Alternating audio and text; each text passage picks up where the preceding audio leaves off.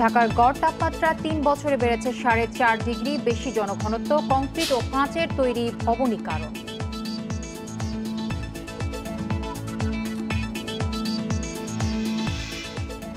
কড়া নিরাপত্তার মধ্য দিয়ে ৬০ পৌরসভায় চলছে ভোট গ্রহণ। তীব্র শীত উপেক্ষা করেও কেন্দ্রে ভোটারের ভিড়।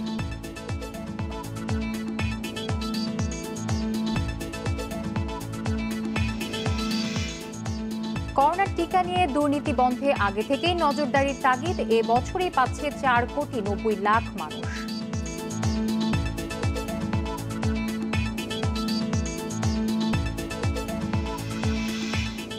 পিকে হালদারের পাচার হওয়া অর্থ ভারত, কানাডা ও সিঙ্গাপুরে। হাইকোর্টে ফিনান্সিয়াল ইন্টেলিজেন্সের রিপোর্ট।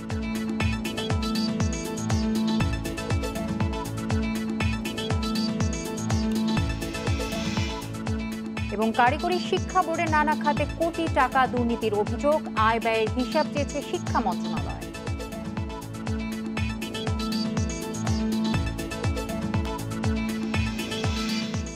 স্বাগত বিরতিহীন সংবাদ দুপুরে, সঙ্গে রয়েছে আমি তানজিয়া জুথি এবং আমি সাফাত বিন ফরিদ। জানাচ্ছিলাম প্রধান শিরোনামগুলো, এবারে যাব বিস্তারিত খবরে।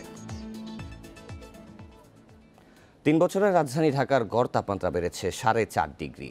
আবহাওয়া অধিদপ্তর বলছে এ ৩ বছর পৌষ মাঘে ঢাকায় শৈত্যপ্রবাহ হয়নি।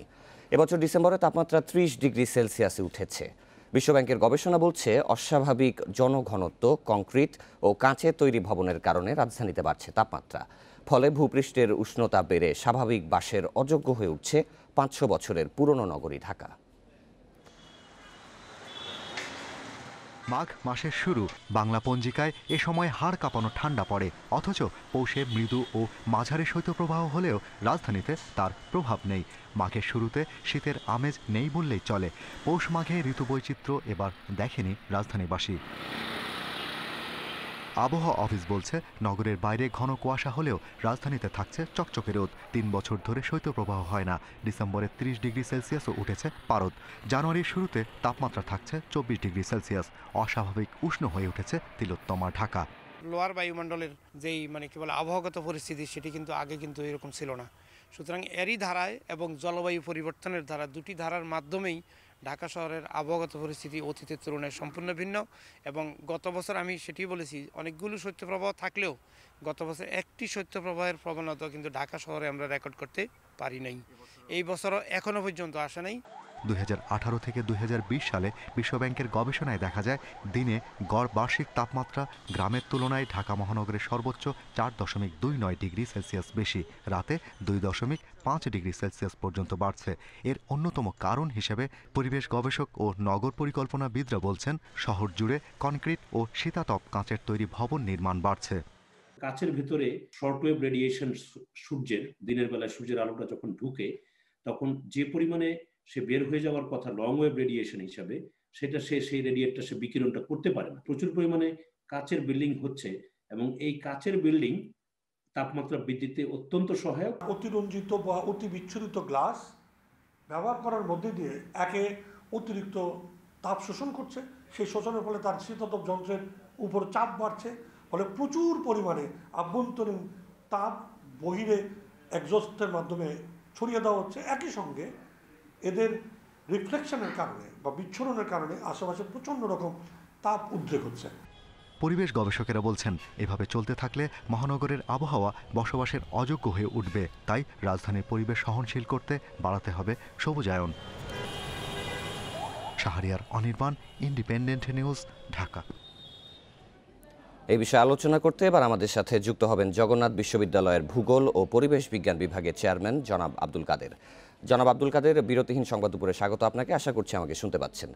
যে বিষয়টি জানতে চাচ্ছি যে রাজধানীর তাপমাত্রা যেভাবে বাড়ছে, পৌষ এবং মাঘ মাসে যে তাপমাত্রা হওয়ার কথা সেই তুলনায় আমরা প্রতিবেদনে দেখলাম যে ৩০ ডিগ্রি সেলসিয়াস তাপমাত্রাও শীতকালে দেখা যাচ্ছে। তো এই তাপমাত্রা যে বাড়ছে, এই ধরনের অবস্থা পরিবর্তনে কি ব্যবস্থা নেওয়া উচিত বলে আপনার সুপারিশে রয়েছে? ধন্যবাদ আপনাকে। আপনার মাধ্যমে ইন্ডিপেন্ডেন্ট টেলিভিশনের আজকের খবর যারা শুনছেন তাদেরকেও ধন্যবাদ। তাপমাত্রা বাড়ছে এই প্রতিবেদনে যেটি দেখানো হয়েছে এটি সঠিক, কিন্তু সেই সাথে আমাদের আরেকটি জিনিস মনে রাখতে হবে, ঢাকা শহরের লোক সংখ্যাও কিন্তু বাড়ছে। প্রতি বছর 3.5% হারে 3.5% হারে পপুলেশন গ্রোথ হচ্ছে ঢাকা শহরে। সুতরাং এই 4 বছরে তাপমাত্রা যেরকম 4 ডিগ্রি সেলসিয়াস বেড়েছে, পপুলেশনও বেড়েছে। জনসংখ্যা বৃদ্ধির ফলে এই মানুষগুলো থাকার জন্য বিল্ডিং তৈরি করছে, সেই বিল্ডিং এর ম্যাটেরিয়ালস নিয়ে আলোচনা হয়েছে এবং সেই সাথে কিন্তু আমরা আমাদের যে জলাধারগুলো ছিল ঢাকা শহরের মধ্যে সেগুলো আমরা ভরাট করেছি, এগুলোতে বালু ফেলছি। ঢাকা শহর এক্সপান্ড হচ্ছে, এক্সপান্ড হওয়া মানে আপনার কনস্ট্রাকশন হচ্ছে। সেই কনস্ট্রাকশন ম্যাটেরিয়ালস এর কারণে কনস্ট্রাকশন ম্যাটেরিয়ালস দিনের বেলায় তাপমাত্রা ধরে রাখে, যার ফলে এটিকে আমরা বৈজ্ঞানিক ভাষায় বলি আরবান হিট আইল্যান্ড। পুরো ঢাকা শহরের যে কেন্দ্রস্থল সেটি একটি হিট আইল্যান্ডে পরিণত হচ্ছে, যার ফলে তাপমাত্রা বাড়ছে। এ থেকে আমাদেরকে যদি বের হয়ে যেতে হয় তাহলে এখনই বের হয়ে যাওয়া সম্ভব না। ঢাকা শহরের কিছু অংশ একেবারেই কিন্তু আপনার পরিত্যক্ত অবস্থায় চলে এসেছে, অর্থাৎ ওখানে আর বসবাস করার যোগ্য নয়। এখন নতুন যে জায়গাগুলোতে আমরা বসবাসের জায়গা বাড়াচ্ছি সেই জায়গাগুলোতে আমাদের মাস্টার প্ল্যানের অংশ হিসেবে পর্যাপ্ত পরিমাণে সবুজায়ন এবং পর্যাপ্ত পরিমাণে পানির ব্যবস্থা রাখতে হবে। অর্থাৎ আমরা যেটাকে ফ্লাড ফ্রি জোন বলি, যেটি প্রতি বাড়ি আপনারা দেখেন যে আমাদের ডিটেইলস এরিয়া প্ল্যানিং হয়, সেখানে রাখা হয় ফ্লাড ফ্রি জোন। তারপরে আমরা দেখি সেই ড্যাপ, যেটাকে সংক্ষেপে বলা হয়, সেটি কিন্তু আর বাস্তবায়ন হয় না। সুতরাং যদি আমরা অন্তত একটি জিনিস মেনে চলতে পারি, আমাদের যে ড্যাপটি দেয়া হবে সেটি ভালো হোক খারাপ হোক সেই বিতর্কে যাব না, সেটিকেও যদি আমরা কঠোরভাবে মেনে চলতে পারি তাহলে তাপমাত্রা নিয়ন্ত্রণে রাখা সম্ভব হবে বলে আমি মনে করি। জনাব আব্দুল কাদের, আরেকটি বিষয় জানতে চাই, সেটি হচ্ছে প্রতিবেদনে আমরা বললাম আপনি জনঘনত্ব এবং নগর পরিকল্পনার কথা বলছেন, কিন্তু তাছাড়াও আরেকটি বিষয় বলা হয়েছে যে কংক্রিট ও কাচের তৈরি ভবনের কারণেও রাজধানীতে তাপমাত্রা বাড়ছে। তো বিল্ডিং কোড মানার ক্ষেত্রে বা ভবনের ক্ষেত্রে কি কোনো ধরনের নিয়ম নীতি মানার প্রয়োজন বলে আপনি মনে করেন, বা কি নীতিতে বিল্ডিং বানালে এই ধরনের সমস্যা থেকে আমরা মুক্তি পেতে পারি? নিশ্চয়ই, যেহেতু আমাদের একটি বিল্ডিং কোড আছে, সেই বিল্ডিং কোডটি মানা হচ্ছে না এবং বিল্ডিং কোড আমরা যখন একটি বিল্ডিং করি সেই বিল্ডিং এর জন্য আমাদের বিভিন্ন জায়গা থেকে কিন্তু আমাদের অনুমতি নিতে হয়।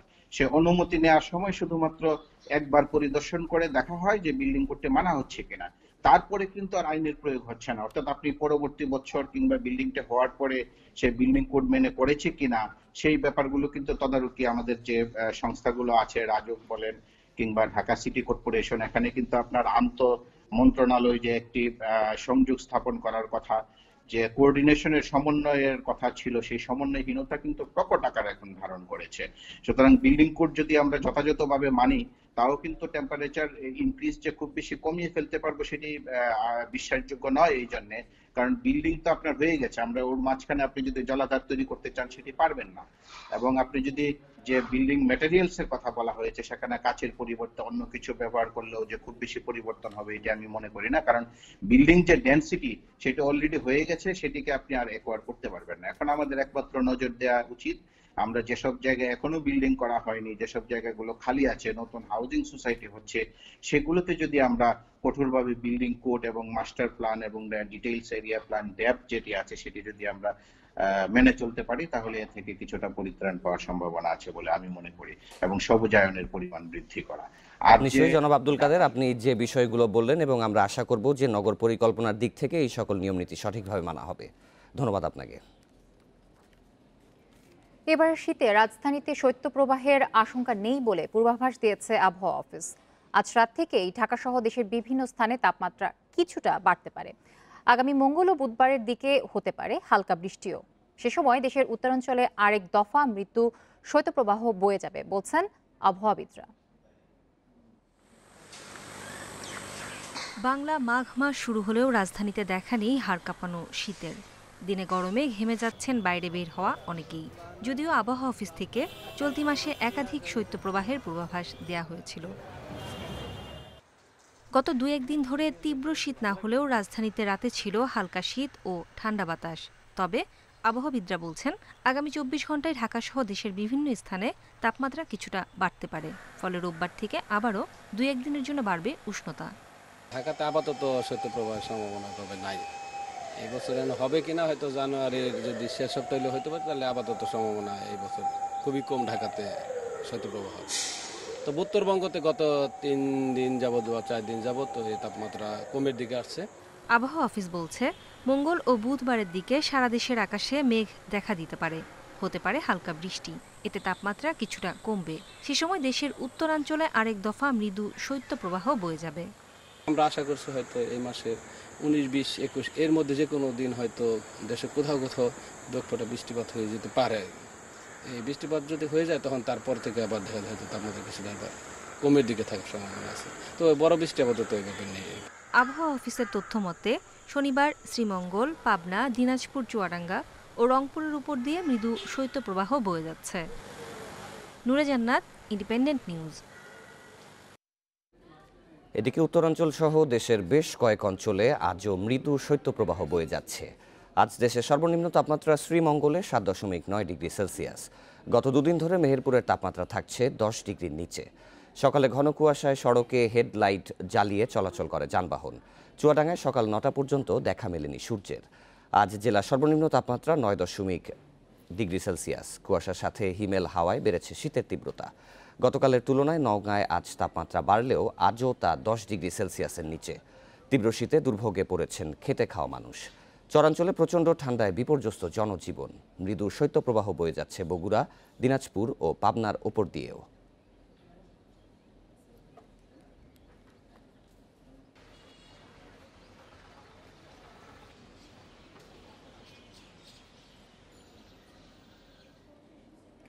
কড়া নিরাপত্তায় 7টি পৌরসভা নির্বাচনে চলছে ভোট গ্রহণ। সকাল 8টায় শুরু হয়ে চলবে বিকেল 4টা পর্যন্ত। সকাল থেকেই শীত উপেক্ষা করে কেন্দ্রে কেন্দ্রে ভোটারের ভিড়। ভোট নির্বিঘ্ন করতে মোতায়েন রয়েছে বিপুল আইন শৃঙ্খলা বাহিনী।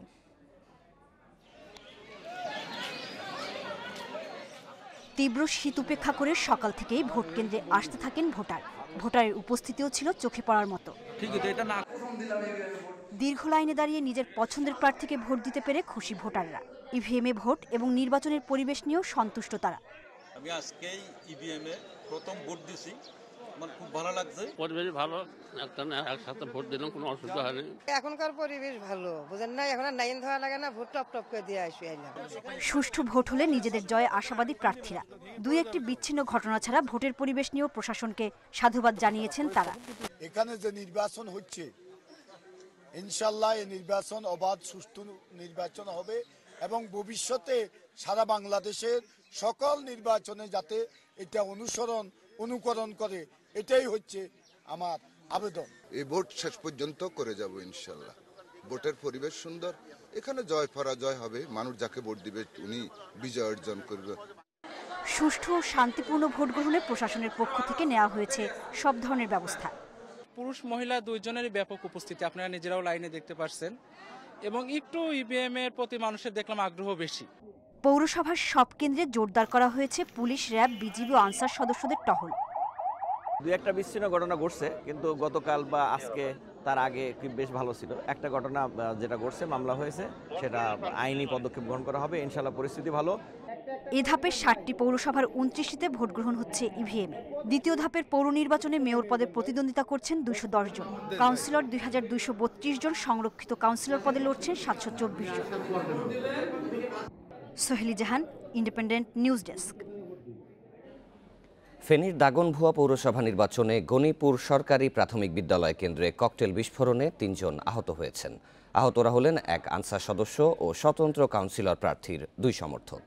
এছাড়াও কাউন্সিলর প্রার্থীদের মধ্যে ধাওয়া পাল্টা ধাওয়ার ঘটনা ঘটেছে। কাউন্সিলর প্রার্থীরা সরকার দলীয় সমর্থিত প্রার্থীর বিরুদ্ধে মারধর করে আটক রাখার অভিযোগ করেন। ঝিনাইদহে শৈলকুপায় আওয়ামী লীগ ও স্বতন্ত্র মেয়র প্রার্থীর সমর্থকদের ধাওয়া পাল্টা ধাওয়ায় আহত হয়েছেন একজন। পাবনার ঈশ্বরদীতে বিএনপি মেয়র প্রার্থীকে মারধর করে কেন্দ্র থেকে বের করে দেওয়ার অভিযোগে সকাল 9:30টার দিকে পৌরসভার ইসলামিয়া আলিম মাদ্রাসা কেন্দ্রে ভোট পরিদর্শনে গেলে বিএনপির মেয়র প্রার্থী রফিকুল ইসলাম নয়নকে মারধর করে নৌকা সমর্থকেরা। পরে পুলিশের উপস্থিতিতে তাকে জোর করে কেন্দ্র থেকে বের করে দেওয়া হয় বলে দাবি করেন বিএনপি প্রার্থী। এদিকে অনিয়মের অভিযোগ এনে ভোট বর্জনের ঘোষণা দিয়েছেন রাজশাহীর বাগমারা উপজেলার ভবানীগঞ্জ পৌরসভার বিএনপি মনোনীত মেয়র প্রার্থী আব্দুর রাজ্জাক। এদিকে বগুড়া শেরপুরে জাল ভোট দেওয়ার সময় একজনকে 7 দিনের কারাদণ্ড দিয়েছে ভ্রাম্যমাণ আদালত।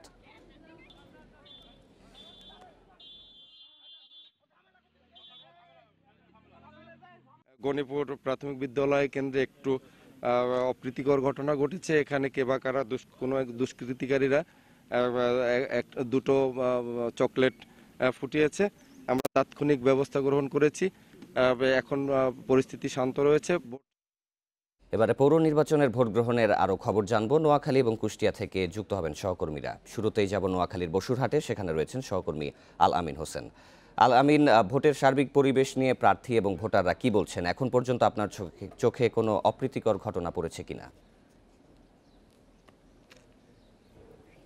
আমরা আসলে সকাল থেকে বেশ কয়েকটি কেন্দ্রে গিয়েছি এবং তাতে ভোটারদের যে উচ্ছ্বাস, অর্থাৎ সুযোগ পেলে যে তারা ভোট দিতে চায়, সেটি কিন্তু নতুন করে প্রতীয়মান হয়েছে। আমরা এই মুহূর্তে যে কেন্দ্রটিতে রয়েছে, আপনি নিশ্চয়ই দেখতে পাচ্ছেন, এখানকার আওয়ামী সমর্থিত অর্থাৎ আওয়ামী লীগের মনোনীত যিনি মেয়র প্রার্থী আব্দুল কাদের মির্জা, তার ছোট ভাই শাহাদাত হোসেন, তিনি একটি প্রান্তে তার নেতাকর্মীদেরকে নিয়ে অবস্থান করেছেন এবং অন্য প্রান্তে বিএনপির যিনি প্রার্থী কিছুক্ষণ আগে তিনি আসলে এই কেন্দ্রটি পরিদর্শন করে গিয়েছেন, কামাল উদ্দিন চৌধুরী। আমরা এটিকে যদি বলা হয়ে থাকে যে বসুরহাট পৌরসভার এখন পর্যন্ত কথা যদি বলি, তাহলে এটি একটিকে মডেল নির্বাচন হিসাবে দাবি করছেন এখানকার স্থানীয়রা। কেউ কেউ বলছেন যারা স্বাধীনতার পর থেকে আসলে এরকম সুষ্ঠু ভোট, সুশৃঙ্খলভাবে ভোট হতে পারে, সেটি তারা কখনোই দেখেননি।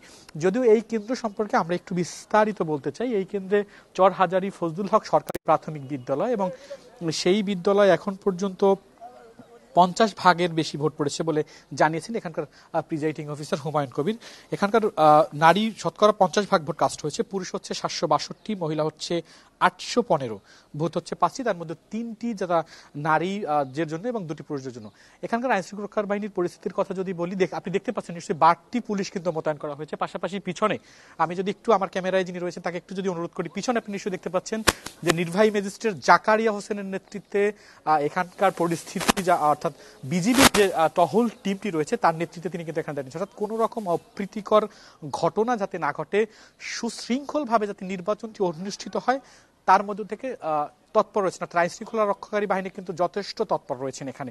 কাউকে ঢুকতে দেওয়া হচ্ছে না, বহিরাগত সে যেই হোক না কেন, প্রার্থী এবং প্রার্থী ছাড়া, এর বাইরে কাউকেই, ভোটার ছাড়া কাউকেই একদম অ্যালাউ করা হচ্ছে না কোনোভাবেই, কাউকে কোনোভাবে এখানে যেই সুষ্ঠু নির্বাচনের কথা বলি। তবে হ্যাঁ, আমরা সকাল থেকে বেশ কিছু জায়গায় দেখেছি ধীরে ভোট নেয়ার একটি অভিযোগ আমরা পেয়েছি এবং সেই ধীরে ভোটটি নেওয়ার যে অভিযোগ, সেটি আমরা জানতে চেয়েছিলাম সংশ্লিষ্ট প্রিজাইডিং অফিসারের দায়িত্ব যিনি রয়েছেন তার কাছে। তিনি বলেছেন যে ইভিএম এ ভোট দিতে হলে প্রত্যেকটি ভোটারকে গড়ে 1 মিনিট করে সময় লাগছে, কারণ তারা প্রথমবার ইভিএম এ ভোট দিচ্ছেন, যার কারণে এই সময়টা লাগছে। তবে সকালের দিকে অর্থাৎ প্রথম 8টায় যখন ভোট শুরু হয়েছে, আমরা তখন দেখেছি যে কেন্দ্রে মোটামুটি নারী ভোটারদের উপস্থিতি বেশি ছিল এবং পুরুষদের উপস্থিতি তুলনামূলকভাবে কম ছিল। তবে সেই জায়গাটি এখন বেলা প্রায় হচ্ছে 2টা বা 2:30টার মতো, 2:20-এর মতো বাজে, সেক্ষেত্রে অনেকক্ষণ হয়ে গেল।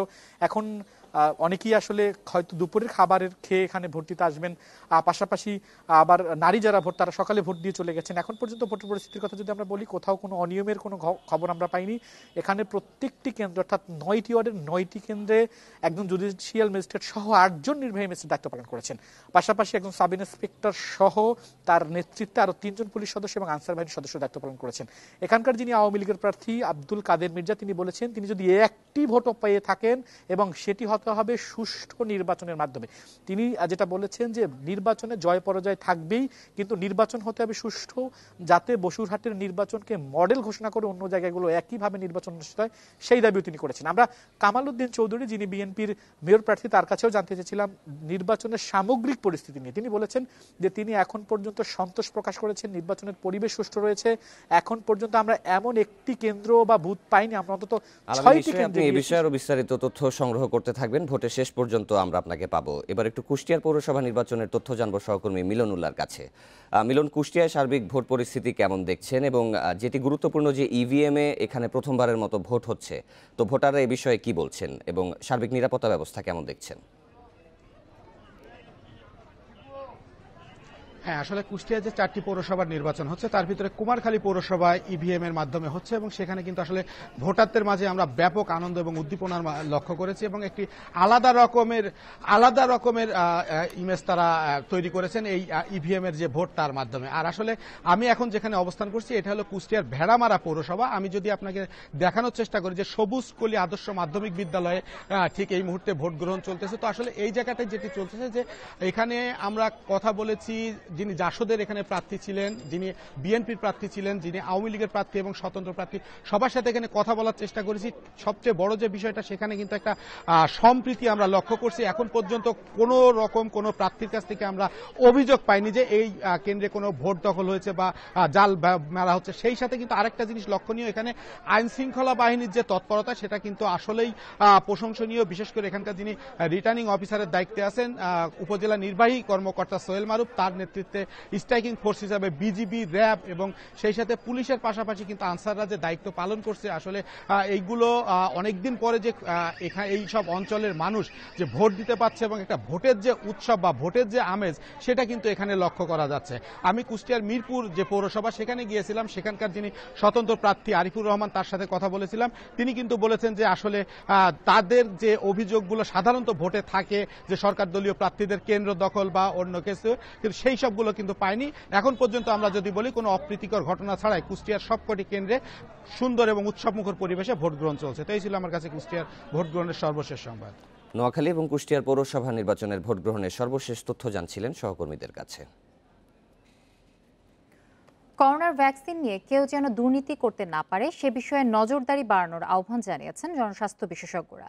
চলতি বছরেই 4,90,00,000 মানুষ করোনা ভ্যাকসিনের আওতায় আসবে বলে জানিয়েছে স্বাস্থ্য বিভাগ। 25 জানুয়ারির মধ্যে ভারতের সেরাম থেকে আসবে অক্সফোর্ডের 50 লাখ টিকা। ফেব্রুয়ারির প্রথম সপ্তাহেই শুরু হবে টিকাদান কার্যক্রম। ফেব্রুয়ারির শুরুতে করোনার টিকাদান কার্যক্রম বাস্তবায়নে প্রস্তুতি চলছে পুরোদমে। দেশের 547টি ইপিআই কোল্ড স্টোরেজে রাখা হবে ভ্যাকসিন। 42,000 কর্মীকে ইতিমধ্যেই দেয়া হয়েছে প্রশিক্ষণ। দেশজুড়ে প্রস্তুত রাখা হয়েছে 7,344টি টিম। প্রতিটি টিমে কাজ করবেন 6 জন স্বাস্থ্যকর্মী। প্রথম ধাপে টিকা পাবেন 50 লাখ মানুষ, সরকারি ও বেসরকারি স্বাস্থ্যকর্মী, মুক্তিযোদ্ধা, আইনশৃঙ্খলা রক্ষাকারী বাহিনী, সামরিক ও বেসামরিক প্রতিরক্ষা বাহিনী, রাষ্ট্রের অপরিহার্য সংস্থার আমলা ও কর্মচারী, গণমাধ্যম কর্মী, নির্বাচিত জনপ্রতিনিধি, সিটি কর্পোরেশন ও পৌরসভার কর্মচারী, জরুরি সেবা সংস্থার কর্মী, স্থল, নৌ ও বিমানবন্দর কর্মী, প্রবাসী অদক্ষ শ্রমিক, বয়স্ক জনগোষ্ঠী এবং জাতীয় দলের খেলোয়াড়রা টিকা পাবেন অগ্রাধিকার ভিত্তিতে। 18 বছরের কম বয়স ও অন্তঃসত্ত্বা নারীরা আপাতত ভ্যাকসিন পাবেন না। SMS এর মাধ্যমে কোথায় ভ্যাকসিন দিতে যাবেন এবং কখন যাবেন সেটা নির্দিষ্ট করে বলে দেওয়া হবে, এবং দ্বিতীয় ডোজের ক্ষেত্রেও আমরা আগেই জানিয়ে দিব ভ্যাকসিনেশনের ডেট এবং টাইম এবং প্লেস। এবং এভাবে আমরা আশা করছি যে প্রথম বছর অন্তত আমরা 20 থেকে 29% পপুলেশনকে ভ্যাকসিনেশনের আওতায় নিয়ে আসতে পারবো। 2 থেকে 8 ডিগ্রি তাপমাত্রা নিশ্চিত করে ভ্যাকসিন পাঠানো হবে কেন্দ্রগুলোতে। বিশেষায়িত হাসপাতাল, সরকারি বেসরকারি মেডিকেল কলেজ হাসপাতাল, পুলিশ হাসপাতাল, সম্মিলিত সামরিক হাসপাতাল, বক্ষব্যাধি হাসপাতাল, জেলা উপজেলা সদর হাসপাতাল ও ইউনিয়ন পরিষদে দেয়া হবে ভ্যাকসিন। 50 লক্ষ ভ্যাকসিন যদি আসে, সেটি বিতরণ করার সক্ষমতা অনুযায়ী আমরা পরিকল্পনা করেছি, সেই প্রস্তুতি আমাদের আছে। একসঙ্গে যদি এর চাইতে বেশি আসে, তাহলে আমাদের সক্ষমতা আরও বাড়াতে হবে, সেটি হয়তো আমরা প্রতিশ্রুতি পাইনি এখন। অক্সফোর্ডের পাশাপাশি অন্য দেশ থেকে ভ্যাকসিন আনতে কূটনৈতিক তৎপরতা বাড়ানোর উপর জোর দিয়েছেন জনস্বাস্থ্য বিশেষজ্ঞরা। এটা নিয়ে যাতে কেউ দুর্নীতি না করতে পারে, কালোবাজারি না করতে পারে, নকল ভ্যাকসিন কিংবা এই নিয়ে যাতে কেউ প্রফিট অনৈতিকভাবে প্রফিটের চিন্তা না করতে পারে, সেই জায়গাগুলো খেয়াল রাখতে হবে। ভ্যাকসিন নিতে অনলাইন অ্যাপের মাধ্যমে নিবন্ধনের কাজ শুরু হবে 26 জানুয়ারি। অ্যাপস তৈরির কাজ চূড়ান্ত পর্যায়ে রয়েছে বলে জানিয়েছে স্বাস্থ্য বিভাগ। Biprajit Chanda, Independent news, Dhaka. PK হালদারের পাচার হওয়া অর্থ ভারত আনা যাচ্ছে বলে হাইকোর্টে প্রতিবেদন জমা দিয়েছে বাংলাদেশ ফিনান্সিয়াল ইন্টেলিজেন্স ইউনিট। অর্থ পাচারের সাথে জড়িত 83 জন, তাদের সবার ব্যাংক অ্যাকাউন্ট এরই মধ্যে জব্দ করা হয়েছে বলেও জানানো হয়েছে। সকালে বাংলাদেশ ফিনান্সিয়াল ইন্টেলিজেন্স ইউনিট হাইকোর্টে এই প্রতিবেদন দেয়। এতে বলা হয়েছে, ভারত, কানাডা, সিঙ্গাপুরে বিপুল পরিমাণ অর্থ পাচার করেন প্রশান্ত কুমার হালদার। প্রায় 3,600 কোটি টাকা বিদেশে পাচার করে ইন্টারপোলের রেড নোটিসে অন্যতম অর্থ পাচারকারী এই পিকে হালদার। তার অর্থ পাচারে ইস্যু নিয়ে হস্তক্ষেপ করেন দেশের সর্বোচ্চ আদালত। BFIUU সহ সংশ্লিষ্টদের কাছে তথ্য চাওয়া হয় পাচারকারীদের। রাষ্ট্রপক্ষ বলছে, এই রিপোর্টের মাধ্যমে পিকে হালদারের অর্থ পাচারের একটি পূর্ণাঙ্গ চিত্র মিলেছে। ফিনান্সিয়াল ইন্টেলিজেন্স ইউনিটের এই প্রতিবেদনের ওপর আগামী 20 জানুয়ারি শুনানি করবে রাষ্ট্রপক্ষ।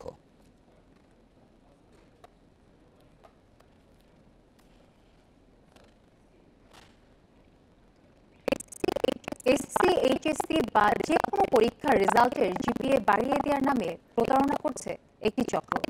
এই ফাঁদে পড়ে টাকা খুইয়েছেন অনেকেই, তবে শেষ রক্ষা হয়নি। এই চক্রের একজনকে মুন্সিগঞ্জ থেকে আটক করেছে গোয়েন্দা পুলিশ। টাকা দিলেই বাড়ানো হবে জিপিএ। সামাজিক যোগাযোগ মাধ্যমের বিশেষ কিছু পেজ ও গ্রুপে দেয়া হয় এমন বিজ্ঞাপন। বাস্তবে এ ধরনের কোনো সুযোগ না থাকলেও এই ফাঁদে পড়েছে অনেকেই। আর এবার যেহেতু করোনার কারণে জেএসসি ও এসএসসি পরীক্ষার ভিত্তিতে এইচএসসির ফল দেয়া হবে, তাই এই সুযোগ নিয়ে সোশ্যাল মিডিয়ায় সক্রিয় বিভিন্ন চক্র।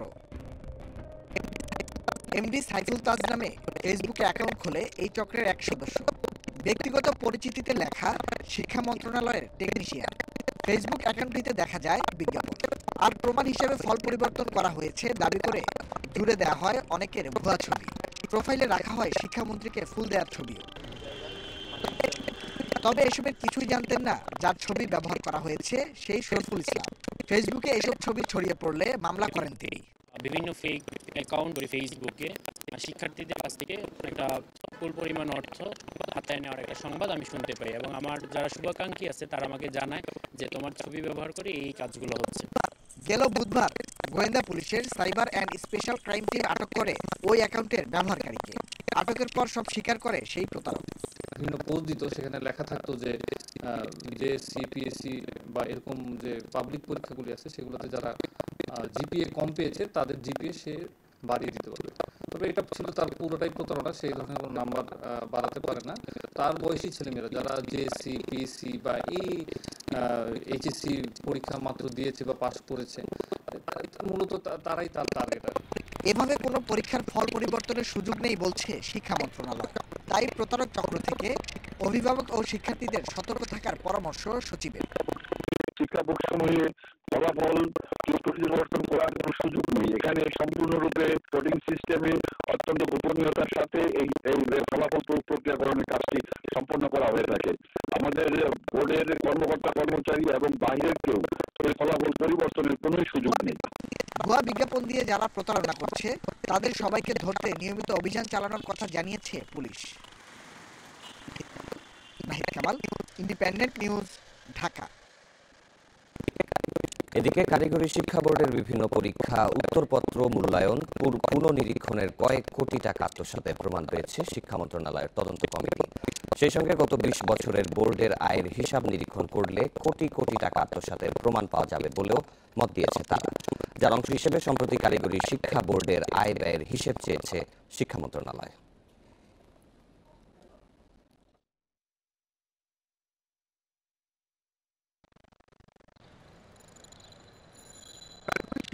কারিগরি শিক্ষা বোর্ডের অধীনে বিভিন্ন পরীক্ষা গ্রহণ, নতুন প্রতিষ্ঠানের অনুমোদন, নজরদারি সহ নানা বিষয়ে ওঠে অনিয়মের অভিযোগ। এর পরিপ্রেক্ষিতে 2018 সালে তদন্ত কমিটি গঠন করে শিক্ষা মন্ত্রণালয়। এরপর তদন্তে ব্যাপক অনিয়মের প্রমাণ পায় তদন্ত কমিটি। প্রতিবেদন জমা দেওয়া হয় 2019 সালের শেষে। তদন্ত প্রতিবেদনে বলা হয়, পরীক্ষা থেকে আয় করা 40 থেকে 50 ভাগ টাকা বোর্ডের তহবিলে থাকার কথা, কিন্তু সেই টাকার হিসাব তদন্ত কমিটিকে দেখাতে পারেনি বোর্ড। 2009 থেকে 14 সাল পর্যন্ত বোর্ডের পরীক্ষা বাবদ আয়ের কোটি কোটি টাকা আত্মসাৎ করা হয়েছে। বোর্ডের কতটি ব্যাংক হিসাব আছে সেই তথ্য তদন্ত কমিটিকে দিতে পারেনি তারা। এরকম নানা খাতে স্বচ্ছতার ব্যাপক ঘাটতির প্রমাণ পাওয়া গেছে। এই প্রতিবেদনের অংশ হিসেবে শিক্ষা মন্ত্রণালয় বোর্ডের কাছে তাদের সব আয় ব্যয়ের হিসাব চাইছে। অনিয়মের বিষয়ে কাউকে ছাড় দেওয়া হবে না বলে জানিয়েছে মন্ত্রণালয়। এটাই আমরা এখন খতিয়ে দেখছি যে বোর্ডের আয় ব্যয় কি কারণে সঠিকভাবে উপস্থাপন করা হয় নাই, বোর্ডের আয় ব্যয় কি খাতে ব্যবহার করা হয় এবং কি কাজে ব্যবহৃত হয়, সেটা আমরা এখন খতিয়ে দেখতে হবে। যদিও বোর্ডের চেয়ারম্যান বলছেন সব হিসাব তাদের কাছে আছে। কারিগরি শিক্ষা বোর্ডে আমাদের আয় ব্যয়ের যে বিধিবিধান আছে, ওই আয় ব্যয়ের বিধিবিধান অনুযায়ী এখানে খরচ করা হয়ে থাকে। শিক্ষা সংশ্লিষ্টরা বলছেন, কাঙ্ক্ষিত সেবা পেতে হলে কারিগরি বোর্ডের স্বচ্ছতা ও গতিশীলতা আনতে হবে। আমাদের কারিগরি শিক্ষা বোর্ডেরও একটা গতিশীলতা বাড়ানো দরকার, যাতে আমাদের ছাত্ররা এখান থেকে ভালো ধরনের সেবা পায়, খুব সহজেই তাদের কাগজপাতিগুলো পেয়ে যায়। মন্ত্রণালয় বলছে, স্বচ্ছতা নিশ্চিত করতে বোর্ডের সব কাজ ডিজিটালাইজড করা হবে। কারিগরি শিক্ষা বোর্ডে যে জায়গাগুলোতে অটোমেশন করা সম্ভব সেই জায়গাগুলোতে আমরা অটোমেশন সিস্টেম চালু করার জন্য ইতিমধ্যেই আমরা একটা কমিটি গঠন করেছি। সংশ্লিষ্টরা বলছেন বরাদ্দ বাড়ানো হলেও কারিগরি শিক্ষার মান উন্নয়নের কাঙ্ক্ষিত লক্ষ্যে পৌঁছানো সম্ভব হচ্ছে না। এর পেছনে কারণ হিসেবে দেখছেন বোর্ডের ধীর গতিকে। এই সংকট কাটাতে হলে বোর্ডের সকল বিষয়ে জবাবদিহিতা নিশ্চিত করতে হবে। নূরে আলম, ইন্ডিপেন্ডেন্ট নিউজ, ঢাকা। গত এক সপ্তাহে বিশ্ব বাজারে মোটা চালের দাম বেড়েছে টন প্রতি $10 থেকে $15। আর এমন সময়ে চাল আমদানি করছে সরকার। খাদ্য সচিবের দাবি, কৃষকদের স্বার্থ বিবেচনায় নিয়ে সঠিক সময়ে চাল আমদানি করা হচ্ছে। বিশেষজ্ঞরা বলছেন যে এখন আমদানি করা চাল যাতে আবার কেউ মজুত করতে না পারে, সেজন্য তদারকি করতে হবে সরকারকে। সরকারি মজুদ বৃদ্ধি আর বাজার নিয়ন্ত্রণে চাল আমদানি শুরু করেছে সরকার। সরকারি বেসরকারি মিলিয়ে 20 লাখ টন চাল আমদানির প্রক্রিয়াও শুরু হয়েছে, কিন্তু একই সময়ে বেড়েছে আন্তর্জাতিক বাজারে চালের দামও। জাতিসংঘের খাদ্য ও কৃষি সংস্থার তথ্য মতে প্রতিদিনই চালের রপ্তানি মূল্য বাড়াচ্ছে প্রধান চাল রপ্তানিকারক দেশ ভারত, থাইল্যান্ড ও পাকিস্তান। এক সপ্তাহ আগে ভারত সেদ্ধ চাল $380 বিক্রি করলেও এখন তা প্রায় $400। আতপ চালের দাম টন প্রতি বেড়ে হয়েছে $398, যা গত আগস্টে ছিল $360 থেকে $365। অর্থনীতিবিদরা বলছেন আমদানির সিদ্ধান্ত আগে নেওয়া হলে কম দরে চাল আনা যেত, তবে এখন দেশীয় উৎপাদনের উপর জোর দেওয়ার তাগিদ তাদের। পাশাপাশি বাজার নিয়ন্ত্রণে বাড়াতে হবে নজরদারি। সরকার চাল আমদানির যে সিদ্ধান্ত নিয়েছে এটি একটি ভালো পদক্ষেপ, তবে এটি করতে বিলম্ব হয়েছে কিনা এটি একটি আপেক্ষিক প্রশ্ন। আমি মনে করি আভ্যন্তরীণ ক্ষেত্রে চালের বাজার দর ঠিক রাখতে সরকারের সিদ্ধান্ত সঠিক, যদিও আন্তর্জাতিক বাজারে চালের দাম বৃদ্ধি পেয়েছে। খাদ্য সচিব জানান, দেশের কৃষকদের ভালো দাম দিতে চায় সরকার, তাই দেরিতে নয় সঠিক সময়ে আমদানি হচ্ছে। আমদানির চাল দ্রুত বাজারে আসলে দামও কমতে শুরু করবে। মানে প্রথমে একটাই যে কৃষককে বাঁচাতে হবে। যদি এই করোনাকালে কৃষক যদি মুক্তি হয় নাই, তাহলে আমার টাকা থাকলেও আমি মানুষকে খাওয়া করতে হবে, কারণ আমি টাকা থাকলেও কোনো জায়গা থেকে খাদ্য নিতে পারবো। সুতরাং বাংলাদেশের খাদ্য উৎপাদন হবে, এটা মাননীয় প্রধানমন্ত্রীর খুবই অত্যন্তিক ইচ্ছা। এই কারণে আমরা আমদানি করি। খাদ্য মন্ত্রণালয়ের সবশেষ হিসাবে দেশের সরকারি গুদামে চালের মজুদ রয়েছে 7,21,000 টন। Shahid Ahmed, independent news, Dhaka. দেখছেন বিরতিহীন সংবাদ। সংবাদে আরো যা দেখবেন, ভারতে করোনা টিকাদান কর্মসূচি শুরু। 3006টি কেন্দ্রে প্রথম ধাপে পাবেন স্বাস্থ্যকর্মীরা।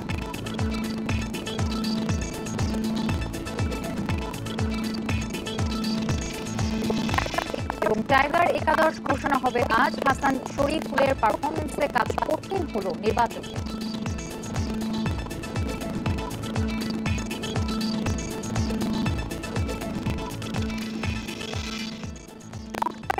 সংস্কারের অভাবে ঝুঁকিপূর্ণ হয়ে উঠেছে ময়মনসিংহ ভৈরব রেলপথ।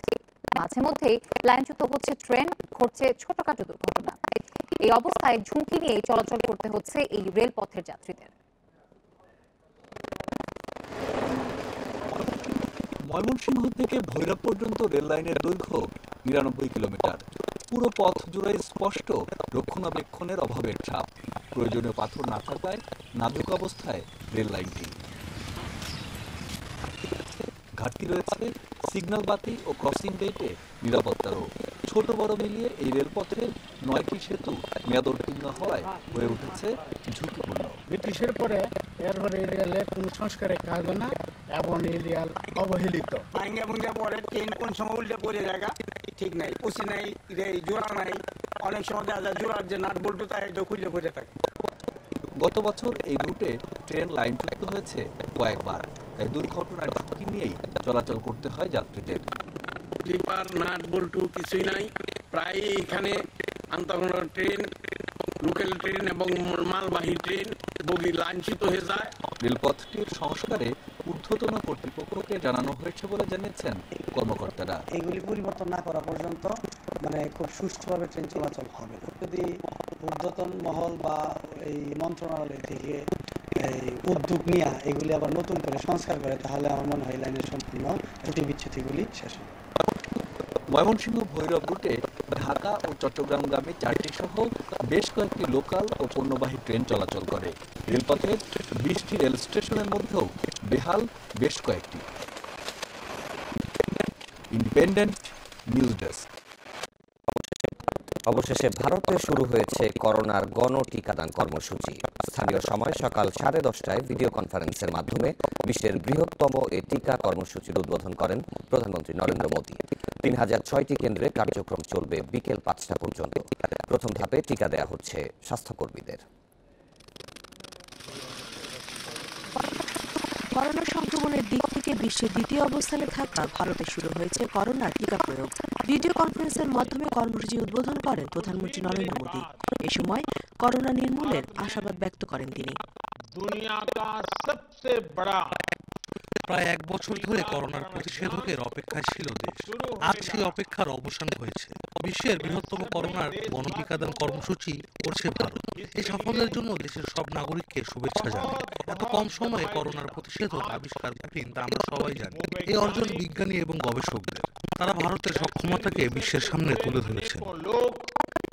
সরকারের পরিকল্পনা অনুযায়ী প্রথম ধাপে টিকার আওতায় রয়েছেন 1 কোটি স্বাস্থ্যকর্মী। শনিবারের কর্মসূচিতে তাদের মধ্যে অন্তত 3 লাখকে দেয়া হচ্ছে টিকা। দিল্লিতে প্রথম দিনে 81 কেন্দ্রের মধ্যে 6টিতে ভারত বায়োটেকের কোভ্যাক্সিন প্রতিষেধক দেয়া হচ্ছে। 75টিতে ব্যবহার হচ্ছে অক্সফোর্ড অ্যাস্ট্রাজেনেকার কোভিশিল্ড। আসামের 65 কেন্দ্রের মধ্যে 59টিতে কোভিশিল্ড ও 6টিতে কোভ্যাক্সিন দেওয়া হচ্ছে। এছাড়াও পশ্চিমবঙ্গে প্রতিষেধক দেওয়া হচ্ছে 2 শতাধিক কেন্দ্রে। প্রত্যেকে যাতে 28 দিনের ব্যবধানে একই প্রতিষেধকের 2টি ডোজ পান তা নিশ্চিত করতে বলা হয়েছে রাজ্যগুলিকে। ভারতের সেরাম ইনস্টিটিউট জানিয়েছে, টিকার যথাযথ কার্যকারিতার জন্য 2 ডোজের মধ্যকার এই সময় নিশ্চিত করা জরুরি।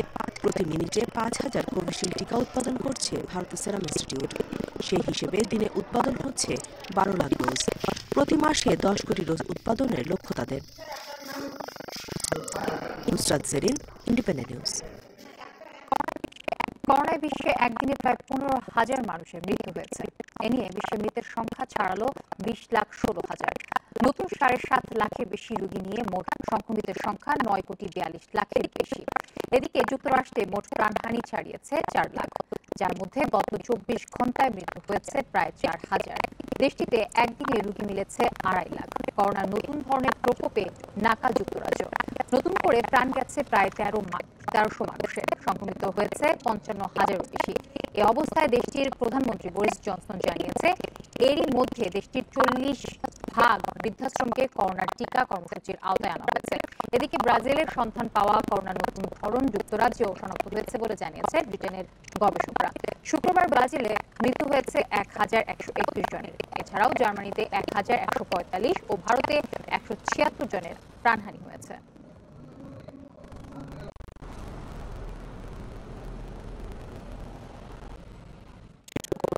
শিশু কল্যাণ তহবিল নিয়ে জালিয়াতির অভিযোগে পুরো মন্ত্রিপরিষদ নিয়ে পদত্যাগ করেছেন নেদারল্যান্ডসের সরকার। শুক্রবার দেশটির প্রধানমন্ত্রী মার্ক রুত্তের বরাতে এই খবর নিশ্চিত করেছে বিবিসি। প্রতিবেদনে বলা হয়েছে, শিশু কল্যাণ তহবিলের টাকা নেয়ায় অভিবাসী সহ 1000 পরিবারের বিরুদ্ধে প্রতারণার মিথ্যা অভিযোগ আনেন দেশটির কর কর্মকর্তা। এই অভিযোগের পর শুক্রবার হেগে মন্ত্রিসভার জরুরি বৈঠক ডাকেন প্রধানমন্ত্রী মার্ক রুত্তে। সেখানে আলাপ আলোচনার পর আনুষ্ঠানিকভাবে রাজা উইলেম আলেকজান্ডারের কাছে পদত্যাগপত্র জমা দেন প্রধানমন্ত্রী। 2012 থেকে 2019 সালের মধ্যে প্রায় 26,000 পরিবারের বিরুদ্ধে শিশু কল্যাণ তহবিলের সহায়তা নেওয়ার ক্ষেত্রে জালিয়াতির অভিযোগ আনা হয়। পরে সেই অর্থ ফেরত দিতে বাধ্য করা হয় সেসব পরিবারকে।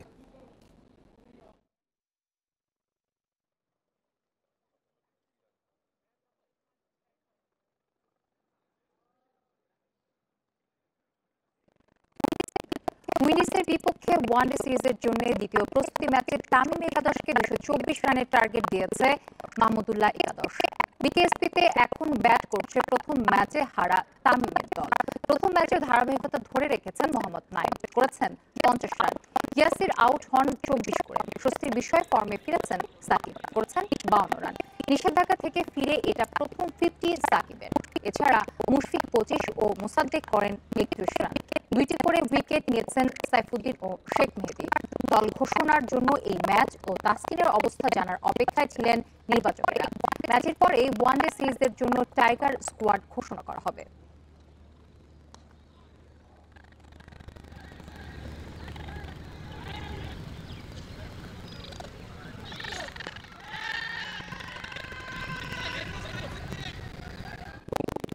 বঙ্গবন্ধুর জন্ম শতবার্ষিকীর অংশ হিসেবে বাংলাদেশ উইন্ডিজ ক্রিকেট সিরিজটি হবে জাতির জনকের নামে। টাইটেল স্পন্সর হিসেবে থাকছে লাভেলো আইসক্রিম আর পাওয়ার্ড বাই ওয়ালটন। আজ এক সংবাদ সম্মেলনে বিষয়টি জানিয়েছে বিসিবি। করোনাকালে এটি বাংলাদেশ ক্রিকেট দলের প্রথম কোনো সিরিজ, ফলে সবকিছু নিয়ে বাড়তি সতর্কতার কথা জানিয়েছেন বিসিবির প্রধান নির্বাহী নিজামুদ্দিন চৌধুরী। সিরিজের দুই স্পন্সর প্রতিষ্ঠানের কর্মকর্তাদের পাশাপাশি আয়োজনে ছিলেন বিসিবির মিডিয়া কমিটির চেয়ারম্যান জালাল ইউনুস। 3 ওয়ানডে আর 2 টেস্টের সিরিজে আইসিসির গাইডলাইন মেনে বায়োসিকিউরড বাবল পুরোপুরি অনুসরণ করার কথা জানিয়েছে ক্রিকেট বোর্ড।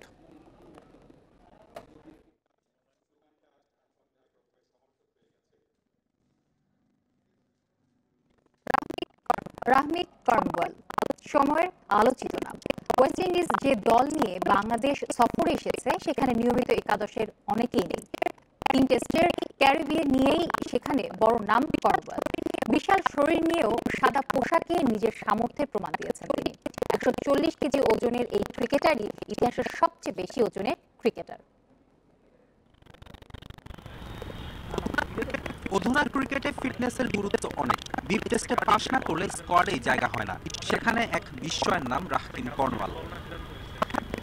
হঠাৎ দেখলে বিশালাকার দেহের এই মানুষটিকে আপনার কোনোভাবে স্পোর্টসম্যান মনে হবে না। বেশ কিছু ছাড় দিয়েই তাকে দলে রেখেছে উইন্ডিজ। অন্য 10 জনের মতো কর্নওয়ালের ফিটনেসে কড়াকড়ি নেই। উপমহাদেশের দলগুলোর সঙ্গে লড়তে স্পিনে জোর দিতেই তার কদর। 13 উইকেটের 10টি আফগানিস্তানের বিপক্ষে টেস্টে, অন্য 2টি ম্যাচ ভারত ও ইংল্যান্ডের বিপক্ষে। ভারী শরীর ইদানিং ক্রিকেটে খুব একটা পাওয়া না গেলেও পাকিস্তানের ইনজামামুল হকের কথা কেউ ভুলে যাননি। বাড়তি ওজনের কারণে কেরিয়ার জুড়ে বহু বিড়ম্বনার শিকার হতে হয় এই কিংবদন্তিকে। রেকর্ড সংখ্যক রান আউটও রয়েছে তার ঝুলিতে। তবে টেস্টে প্রায় 50 ও ওয়ানডেতে প্রায় 40 গড়ই প্রমাণ করে কত সমৃদ্ধ ছিল ইঞ্জির কেরিয়ার। ভারী ওজনের ক্লাসিক ব্যাটসম্যানের মধ্যে অস্ট্রেলিয়ার ডেভিড বুনের নামও আসবে। নিউজিল্যান্ডের জেসে রাইডার কিংবা ভারতের রমেশ পাওয়ারের মতো আরও কিছু ওজনদার খেলোয়াড়কে পেয়েছে ক্রিকেট বিশ্ব। 140 কেজি ওজনের কর্নওয়াল ভেঙে দিয়েছেন 100 বছরের রেকর্ড।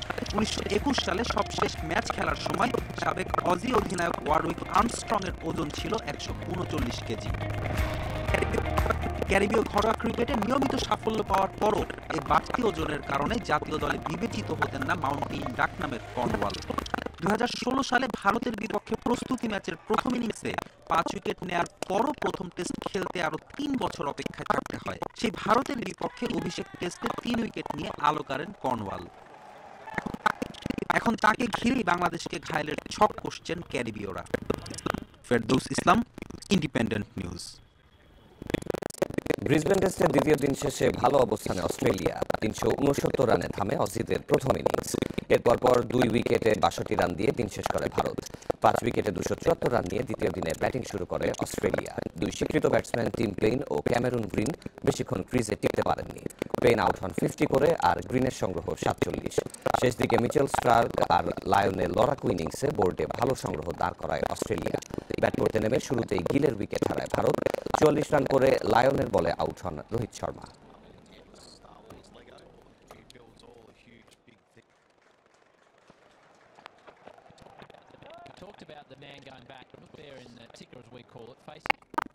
এক মাঠ নিয়ে 2 ফেডারেশনের মারামারি। জাতীয় ক্রীড়া পরিষদের সিদ্ধান্তে সমঝোতায় বাফুফে ও আর্চারি ফেডারেশন। তবে এনএসসি বাফুফের পক্ষে সিদ্ধান্ত দেয় হতাশ আর্চারি ফেডারেশন। বিপিএল এর নতুন ভেন্যু হিসেবে আত্মপ্রকাশের অপেক্ষায় টঙ্গীর আসনলা মাস্টার স্টেডিয়াম। বাফুফের সাধারণ সম্পাদক জানান, আর্চারি ফেডারেশনের সাথে সমন্বয় করে আয়োজন হবে ম্যাচ।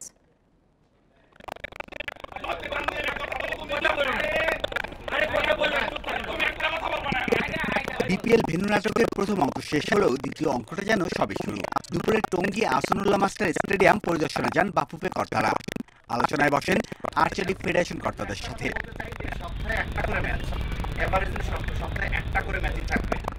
শুরুটা হট্টগোল দিয়ে হলেও শেষটা হয়েছে শান্তিপূর্ণভাবে। 182 দিনে মাত্র 12টি ম্যাচ আয়োজন করবে বাফুফে। তাতে টোকিও অলিম্পিক কোয়ালিফাই করা আর্চারদের অনুশীলনের সমস্যা হবে না বলে নিশ্চিত করেন বাফুফে সাধারণ সম্পাদক। তবে এনএসসির সিদ্ধান্তে খুশি হতে পারেনি আর্চারি কর্তারা। 26 সপ্তাহে 12টা ম্যাচ খেলবো, অর্থাৎ প্রতি 2 সপ্তাহে একটা ম্যাচ হবে না। সরকার তো আমাদেরকে এখানে 2 সপ্তাহে একটা করে ম্যাচ খেলতে বলছে। আমরা এখানে 2 সপ্তাহে তো কিন্তু অ্যাভারেজলি একটা করে ম্যাচ হবে না। No, I don't understand all, sorry. But match হলেই আর্চারদের বোর্ড খুলতে হবে, পরদিন আবারও বসাতে হবে। এভাবে কি অনুশীলন করা যায়? তার উপর আর্চারি মনস্তাত্ত্বিক খেলা, যাতে খেলার উপর প্রভাব পড়বে। খেলোয়াড়দের dressing room, media box, referee's room কোথায় বসবে সে বিষয়ে এখনো সিদ্ধান্ত হয়নি। ম্যাচ সম্প্রচার হলে বিপত্তি আরো বাড়বে। আর্চারি ইকুইপমেন্টগুলো খুবই এক্সপেন্সিভ, এগুলা ট্রান্সফার করা যায় না সবসময়। কাজেই ওনারা সেই জিনিসটার প্রতি সুনজর দিয়েই কাজটা করবেন। একতলাটা তারা ইউজ করবেন, যেখানে জিম আছে এটা তো সরানো সম্ভব না। চলতি মৌসুমে 4 ভেন্যুতে হবে বাংলাদেশ প্রিমিয়ার লিগের match. Shamim Ahmed, independent news, Dhaka. আর এই ছিল বিরতিহীন সংবাদ দুপুরে। ইন্ডিপেন্ডেন্ট টেলিভিশনের সব খবর আরো বিস্তারিত জানতে চোখ রাখুন ফেসবুক, ইউটিউব এবং টুইটারে। ধন্যবাদ।